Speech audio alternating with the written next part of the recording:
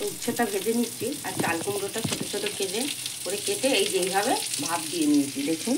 হ্যাঁ, এইবার শুক্তোটা যেই উচ্ছেটা ভাজা হয়ে গেল ওর মধ্যে প্রথমে দেবো ভাজা মশলার মধ্যে হচ্ছে রাঁধুনি, সর্ষে, পাঁচফোড়ন। এটাকে একটুখানি শুকনো খোলায় ভেজে গুঁড়ো করে নিয়েছি। এটা দিয়ে নেড়ে নিলাম, একটু ভাজা হয়ে যাক।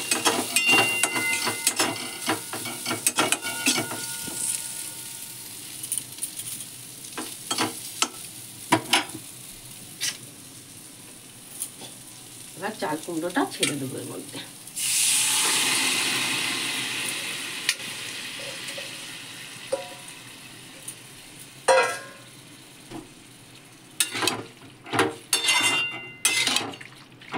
নুন দিয়ে দিয়েছিলাম সেদ্ধর সময়, ওই জন্য নুনটা ব্যালেন্স করে আবার দিতে হবে।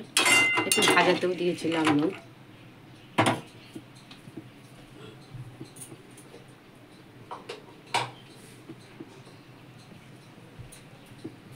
এবার এর মধ্যে দিতে হবে আদা বাটা।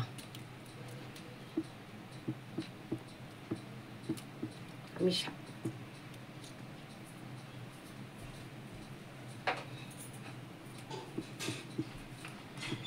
আদা বাটা দিলাম আর দিলাম সাদা সর্ষে বাটা, কারণ কালো সর্ষে দিলে একটুখানি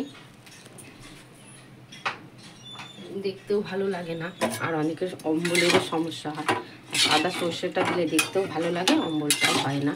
তাই আমি সাদা সর্ষে বেটে দিলাম।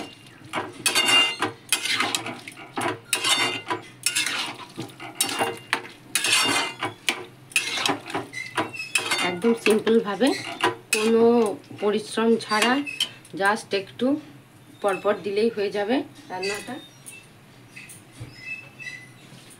আর দিতে হবে একটু ব্যালেন্স করার জন্য চিনি। শুক্তো তেঁতো হলেও একটু মিষ্টি না হলে ভালো লাগে না, তার জন্য একটু চিনি দিলাম। এবার একটু ফুটবে, হয়ে গেল চাল কুমড়োর শুক্তো। আপনারা এটা ট্রাই করে দেখতে পারেন। কেমন লাগলো কমেন্টে জানাবেন এবং আমাকে একটু সাবস্ক্রাইব করে দেবেন, লাইক করবেন। Thank you.